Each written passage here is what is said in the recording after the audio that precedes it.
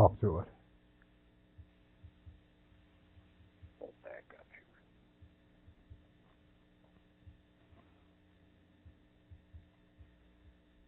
Okay. Basically, the first one is to understand the tres facta collegium, or whatever. TRES, first word. Second word, FACIUNT. Third word, COLLEGIUM.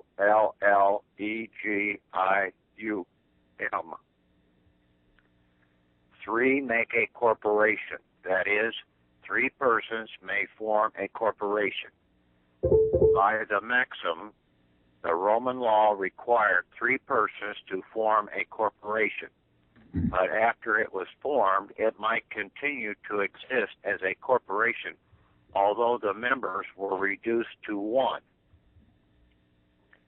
Okay, that was basically what was set up initially, with the clerk of the court being the registrar or the registrar to assign you your corporate shares of stock and your assets, your inherent assets in the country.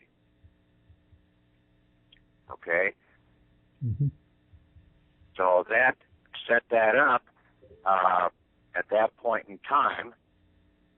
Then along came, and see, a collegium is a corporation to college, an ecclesiastical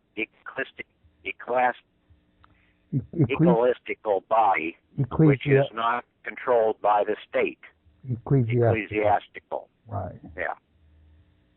Which is not controlled by the state. The state cannot control this item. Okay?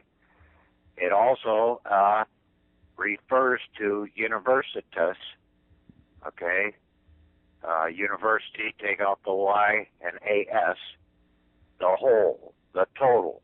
As the term was used in civil law, it meant a corporation that is one whole entity formed out of many individuals.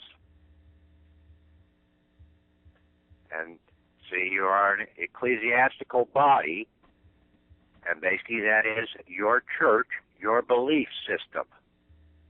Okay?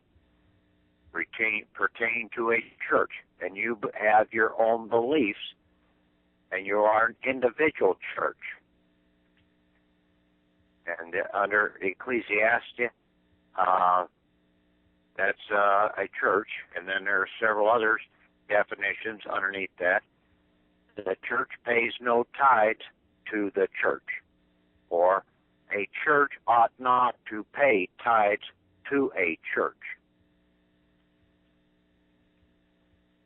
Okay? Parsonages partake of the king's fee cannot be given in perpetuity without his approval or consent. See, that's what you are. You are a parsonage, okay? And it's got to take your consent to put it into a perpetuitary. And they did that by implied consent. That you did not, at the end of 90 days, when they turn around with the second register, you did not object. So it was done at that point in time to take it over, your corporation, and place it into a communist monetary corporation out here with a number, with the registration number on that certificate of live birth. And that is your communist membership, monetary banking membership number. Okay. We have our right to this by prescription, by a prescriptive title by prescription, and that is right in the Constitution. that when we come of age of 21, we have the right to claim our inheritance in America, because that's what gives you the right to vote. You have to have ownership in the country to be able to vote for the corporate country. Okay? The country is a corporation also. So you've had to claim your ownership to have the right to vote. But right now, our assets are being held under and there are several rules that people need to look. Now, a title by prescription, okay, a title which may be required by use and time. The elements of such title are open, visible, and continuous use under a claim of right, adverse to and with the knowledge of the owner. While a title by prescription does not rest upon statutes of limitation. That means you can pick up this title by prescription to your American inheritance at any point in time. There is no time limit saying that you can't go and claim this now up until the day you die. Now, there are several rules, and I gave one the other day, the rule against accumulations and the rule against perpetuitaries. Well, there's two more. Rule against postponement of enjoyment. It's a rule of public policy which forbids unreasonable restrictions on the enjoyment of property.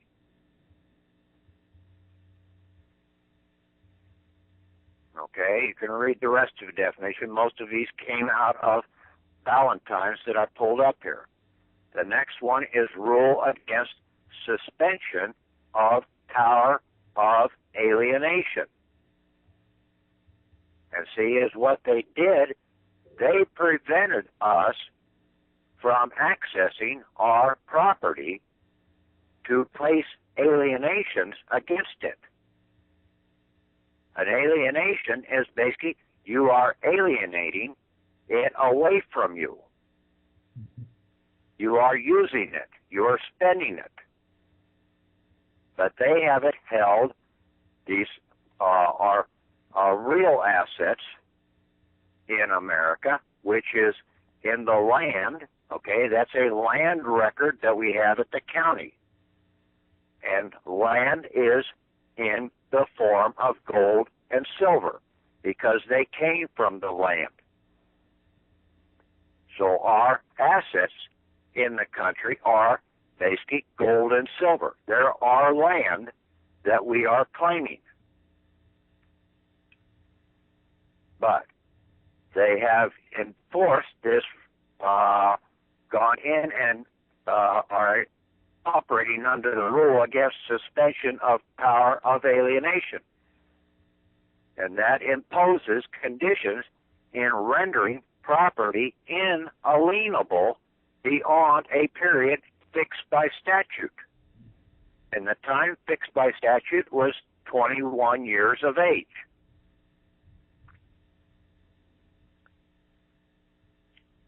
We have to deal in equity, okay, when we're going about this. And when you go into equity, you are going to the court of equity, and you're going in as putting it in as a court, equity court contract, an equity contract into the equity court. Now, the condition of performance of a contract within a time limit for performance by the terms of the contract. You make the time limit, and that is called time is of the essence. So you make that statement in your document that this is under time is an essence to give your relief to you. They have 3 days. You put the time. You're the boss. Okay? They're the ones that are supposed to be working for us. Now, since this is an equity that we need to go in under, and we know about the rules against postponement of enjoyment and the rule against perpetuitaries, but if we're going to come in under equity, we have to use the right term, and perpetuities is not the term to use in equity. Perpetuities are basically for in law, in a case in law. So, had to go through and find out what was going in equity, and that is called a transgressive trust. A trust which by its terms transgresses and violates the rule against perpetuitaries. Nothing is denounced as a perpetuitary that does not transgress this rule. And equity follows this rule by way of analogy in dealing with the executory trust. And these trusts which transgress the rule are called transgressive trust, being in equity. And then the substantial equivalent of what in law are called perpetuitaries. Now, this transgressive trust is an executory trust, a trust not completely achieved in legal effect.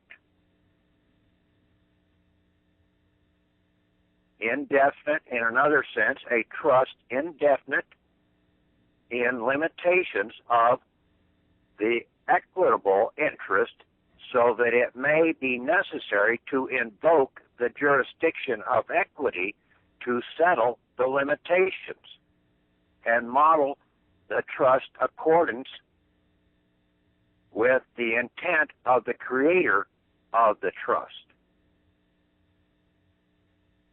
But that aside, when we go into equity, we're going to take it out of anything that is involved in a trust scenario. We're going to put it in a tribal estate item. Okay? Now, in equity, you have to be vigilant. Okay? The vigilant are aided by equity. Equity comes to the aid of the vigilant, but not to those who slumber. The law assists the vigilant, and not those who slumber. To one, seemingly inattentive to his own concerns, and you could read the definition on this. There are several of them, but just go through the vigilant, IBUS, definitions in there, Latin phrases. Okay. And basically, you'll see that if someone just relies upon somebody else telling them, they are not vigilant. They are slumbering. They're cheaters in the process. You have to know what you're talking about.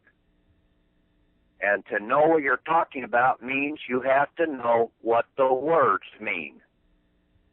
Not what the codes mean or anything like that. You use the codes and you are playing in the communist membership corporate system.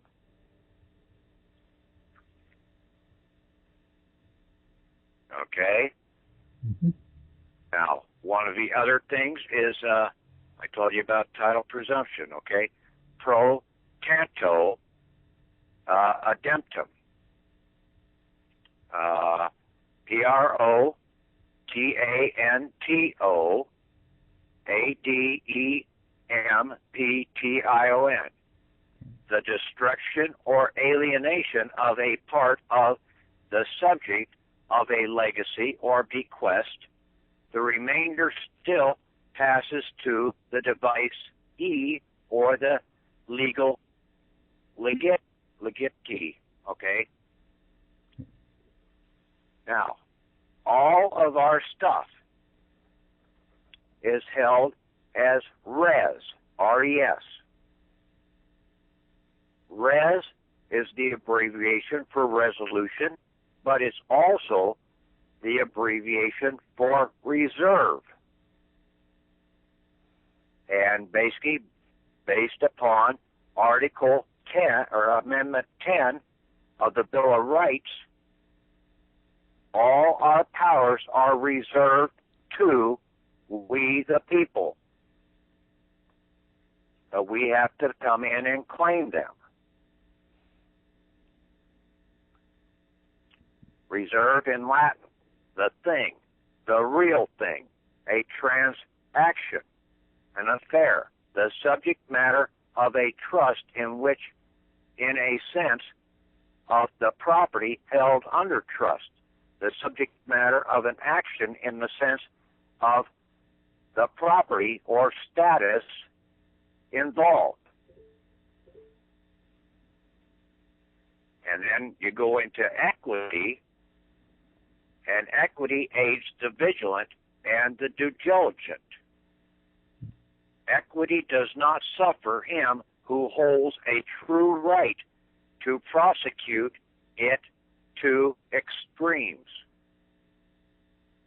That you can take this to the full maximum of the law when you understand what you're doing. And they can't stop you. Equity imputes an intention to fulfill an obligation. Equity is, which is prior in time, is better in right. That means that basically the meaning where is that where opposing equities are otherwise equal, the one which is prior in time is entitled to precedence and performance. And that would hold true for the firstborn son in a family. He has the first right. He came first, prior in time, first in time. Okay? The second son may have a right, but he does not have really the equal right in all regards.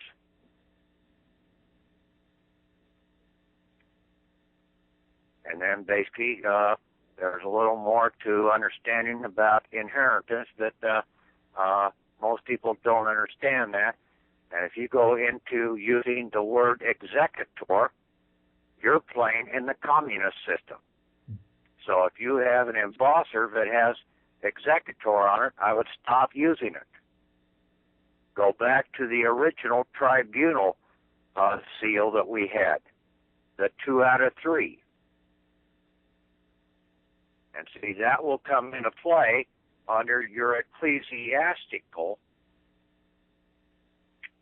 notary. And see, you set up your own notary in your ecclesiastical tribunal, your tribal council, your ecclesiastical corporation, tribal council, whatever. You have your own notary. You don't use a public notary. You sign on the one side, on the right-hand side. Then you come in with your notary, your 2 out of 3 signing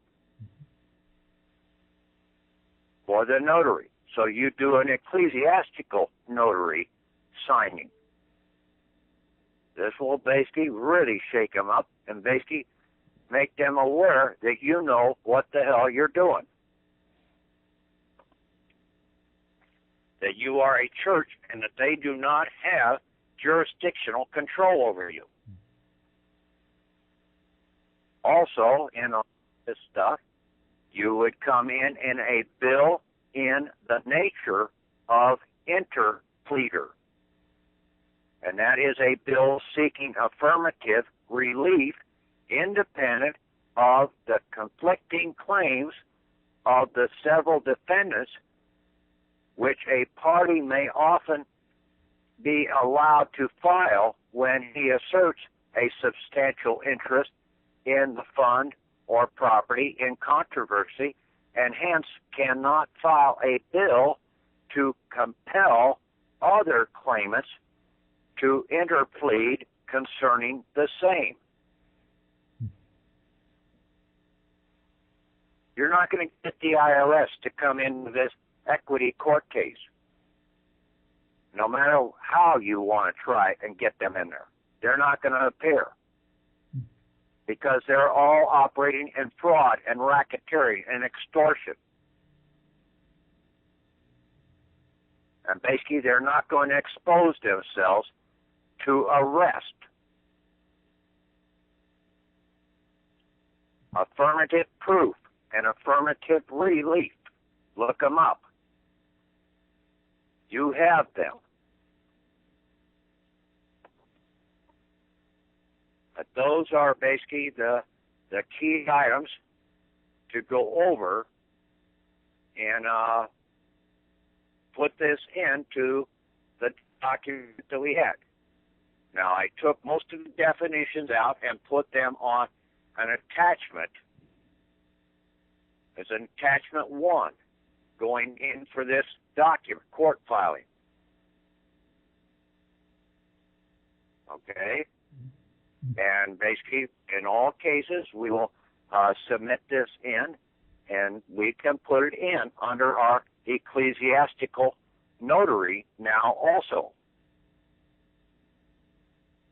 That we can see how we have the power of notary in the process.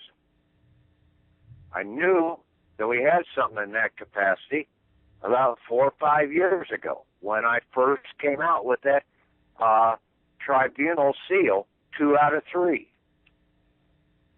The Father, the Son, and the Holy Ghost. And see, that's what makes up this initial corporation. It's the Father, okay, your Spirit, and then you have your Son of Man, and then your right-hand person, and then you have your Holy Ghost, or your ghost out here, which is your fictional person operating in commerce. Now, the Spirit and the Son, the right-hand person, can die. And that leaves basically the ghost, the fiction, to survive. And that means the corporation can still exist. That's when you have to call in the Ghostbusters to come in and bust that ghost down.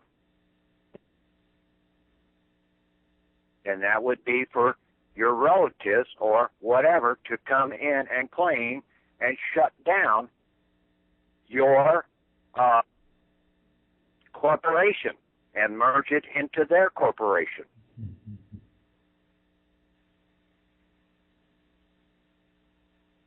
So that's pretty much it, Tom. Right.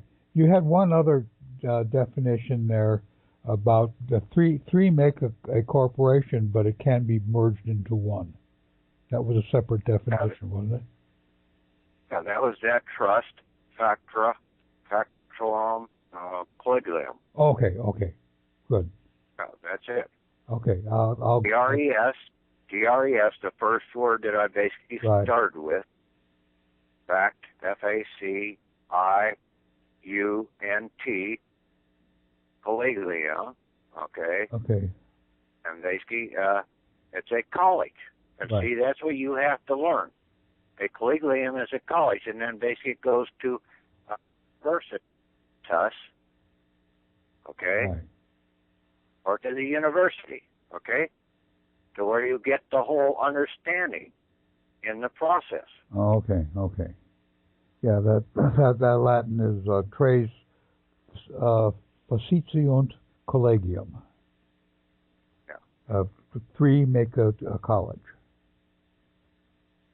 Okay. Well, three make the corporation, Right. and then a corporation, a collegium, Right. is basically a corporation to college, an ecclesiastical body, which is not controlled by the state. Right. Right. Okay. And that's a big part right there. It's Okay. not controlled by the state. Now, in our process, we got so much land given to us in the form of gold and silver. We got shares of stock in both the state and the country. But we've also had accruals in additional land entitlements as dividends from the corporate shares of stock Mm-hmm. over the lifetime. Now, there is also under this secondary transgressive trust, we have in usage fees entitlements, okay? And we have to claim that res also. That's under that registration number. Okay. Okay. I'll put that together. Okay. Thank you very much. Okay. Talk to you later. Sure. Okay. Bye.